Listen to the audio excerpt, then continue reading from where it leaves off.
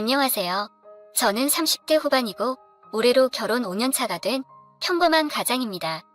부모님은 시골에서 농사 짓고 계시고 딸아이가 한 명 있는데 아주 귀엽습니다. 제 소개를 좀 더 자세히 드리고 싶은데 막상 하려니까 쑥스럽고 딱히 할 말이 없네요. 차차 이야기하면서 말씀드리도록 하겠습니다. 대학에 들어간 20살부터 서울에서 혼자 자취를 하면서 살아왔습니다. 그러다가 군대 다녀오고 공무원 시험까지 준비하고 나니까 어느새 나이가 30이 돼 있더라고요. 지금 와이프를 만난 것도 그때쯤이었는데 또래 친구들은 모두 직장인이 되어 있을 때 저는 계속 공무원 시험을 준비했습니다.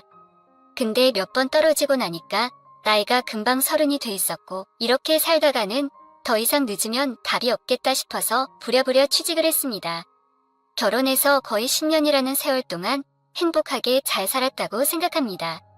저보다 훨씬 어린 아내를 만나서 늘 제가 잘해야겠다는 생각을 하고 살았거든요.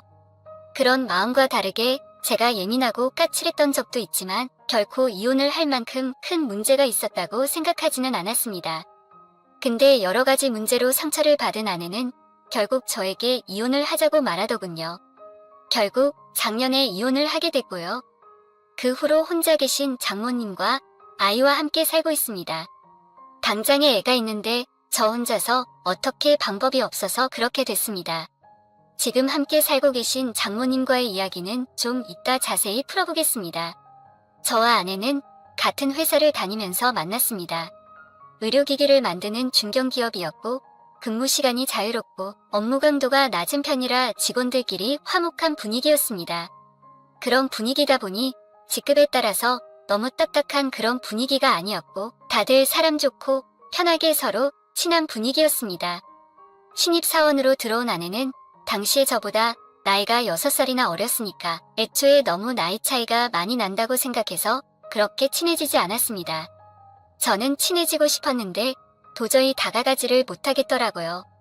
그런데 어느 날 회식 자리에서 술에 취한 그녀가 먼저 내 옆자리로 다가오더니 오빠는 주말에 뭐 하면서 지내냐? 여자친구는 있냐는 말을 하더라고요.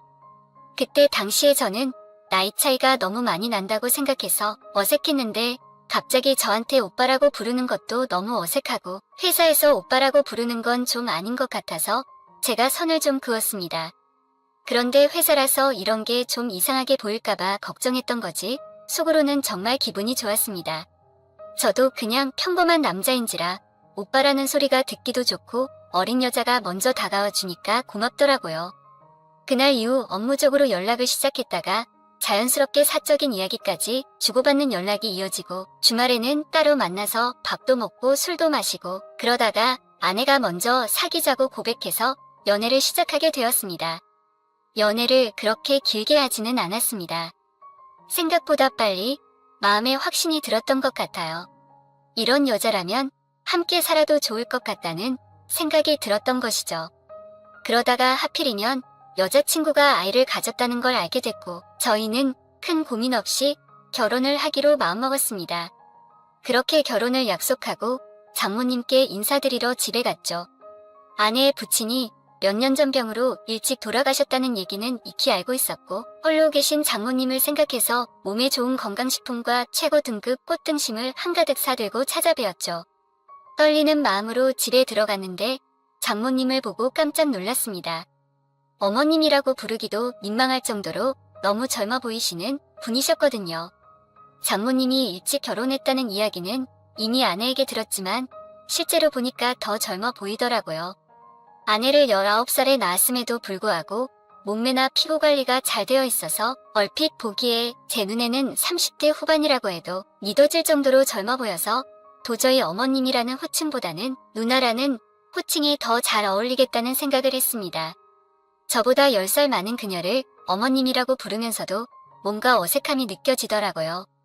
그래도 다행인 건 장모님이 너무 딱딱하게 대하지 않게끔 편한 분위기를 많이 만들어주셔서 다행히 많이 어색하지는 않았습니다. 그렇게 저희는 무난하게 결혼식을 올렸고 본격적으로 신혼생활을 하기 시작했습니다. 결혼하고 나서 한 가지 느낀 것은 아내가 생각보다 금전적인 욕심을 많이 가지고 있는 것 같더라고요. 연애할 때 당시에는 아내가 그렇게까지 돈에 집착하지 않는다고 생각했는데 결혼하고 나니까 엄청 현실적으로 바뀌더라고요. 깜짝 놀랄 수준이었고 결국 이 문제가 부부 관계에도 치명적인 문제로 다가올 줄 몰랐습니다. 아버지가 세상을 떠난 후에는 아버지가 남기신 유산과 보험료 등으로 생활했다고 들었고 그 후에는 자기가 번 돈으로 생활비를 했다고 들었습니다. 연애하면서 한 번도 비싼 걸 사달라고 한 적 없었던 사람이었는데 출산하자마자 갑자기 뜬금없이 딸을 낳아줬으니 명품 가방을 하나 사달라고 하는 겁니다. 이런 말을 하는 여자가 아닌데 속으로 굉장히 당황하면서 가방을 사준 기억이 나네요. 심지어 저희 부모님이랑 가끔 만나서 식사할 때도 애를 낳아줬는데 집이라도 좀 해주셔야 하는 거 아니냐며 능청스럽게 얘기를 하는 걸 보고 제가 그동안 알고 사랑했던 여자가 맞나 싶을 정도로 깜짝깜짝 놀랄 말만 골라서 했습니다. 그렇게 한번 돈 때문에 싸운 적이 있는데 거기서도 돈 얘기가 나왔습니다. 꼭 부모님한테까지 그런 말을 해야 하냐, 각자 사정 뻔히 알면서 그런 얘기를 왜 자꾸 하는 거냐고 제가 따지니까 아내는 저를 비꼬기 시작했습니다. 나이 많고 능력 없는 남자랑 결혼한 자기가 잘못이라면서 결혼하는데 집도 못 해온 주제에 무슨 할 말이 있냐는 말을 하더라고요. 저는 너무 충격을 받았습니다. 근데 이 말이 너무 괘씸한 이유는 제가 모은 돈 1억에 부모님이 보태준 1억에 전세자금 대출로 1억을 받아서 3억짜리 집을 구했고 아내는 고작 2천만 원치 혼수만 해왔거든요. 근데 무슨 집을 해올 능력이 없다는 말을 하는 건지 이제 와서 무능한 남편이라며 저를 탓하네요. 솔직히 너무 어이가 없잖아요. 요즘 시대에 무조건 남자가 집을 해와야 하는 것도 아닌데 말이죠. 그리고 아내가 결혼 전부터 장모님께 한 달에 40만 원 정도 용돈을 드린다고 들었습니다. 그래서 결혼 후에는 제가 드리고 있었고 결혼 3년 차 때 아내가 장모님 용돈을 더 높여드리고 싶대서 50만 원으로 올려드렸습니다. 제가 아내에게 그렇게 무능하단 소리를 들어야 하는 건가요? 아내가 좀 게으른 편이라 분리수거나 음식물 쓰레기, 설거지 정도는 제가 맡아서 했습니다. 아이 낳고는 육아 때문에 일에 관계된 만남 빼고 전부 다 끊었고 퇴근해서 돌아와서 아내 대신 아이를 봐주고 청소도 열심히 했습니다. 전 정말 최선을 다했다고 생각했습니다. 게다가 또 한 번 싸웠던 날에는 다른 집 남편과 저를 비교하더라고요. 어떤 친구는 어디 여행 갔다 왔다고 하더라. 남편이 와이프 친구들이랑 같이 다녀오라고 유럽 여행을 보내줬다더라. 결혼 전에도 명품 가방 1개 사줬다더라. 이런 말을 하면서 제 자존감을 깎아내리더라고요. 결혼이 무슨 재테크도 아니고 왜 자꾸 틈만 나면 이따위 말을 하는지 도저히 이해가 안 갔습니다. 결혼 후에도 계속 이거 사달라 저거 사달라 주르고 카드 주면 씀씀이도 커졌습니다.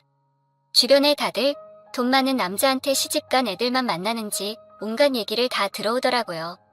결국에는 그녀에게 모든 카드를 압수하고 밖에 나가서 일을 하라고 했습니다. 아이는 장모님께 맡기고 직접 돈 벌어서 쓰라고 생활비도 넣지 않았습니다. 돈 계속 벌어와 주니까 인생이 만만하냐고 한마디 했죠. 뼈 빠지게 돈 버는 게 어떤 느낌인지도 모르는 게 그러냐고 윽박을 지르기 일쑤였습니다. 그렇게 6개월이 지난 후에 아내에게 이혼 통보를 받았습니다. 물론 이런 상황을 각오하고 한 말이기 때문에 저는 속이 후련했습니다. 그러자 장모님이 철없는 아내 때문에 미안하다며 일도 해야 하는데 자기가 딸을 봐주겠다고 했어요. 결국 장모님은 이혼한 사위와 살게 된 것입니다. 젊은 장모님과 아찔한 동거 생활이라고나 할까요?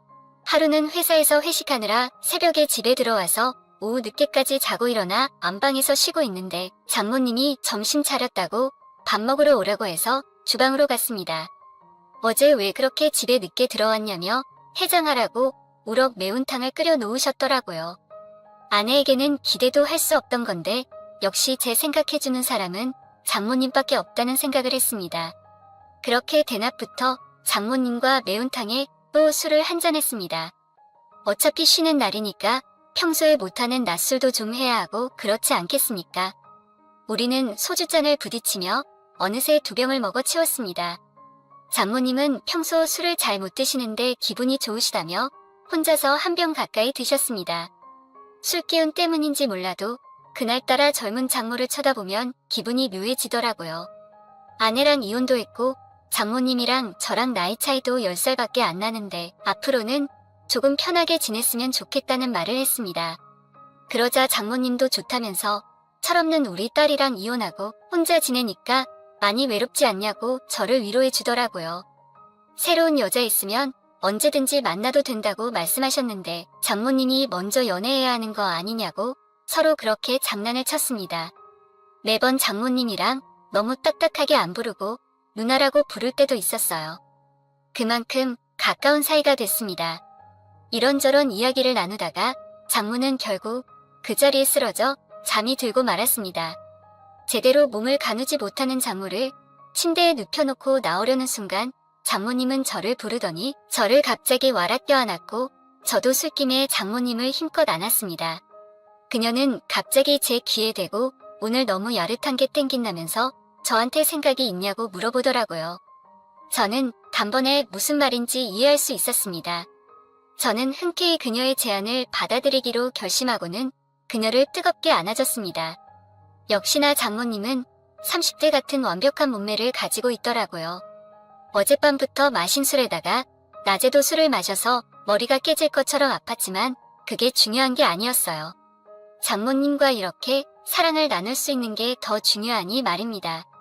그렇게 장모님과 뜨거운 시간을 보내고 방으로 돌아와서는 조금 후회가 되더라고요.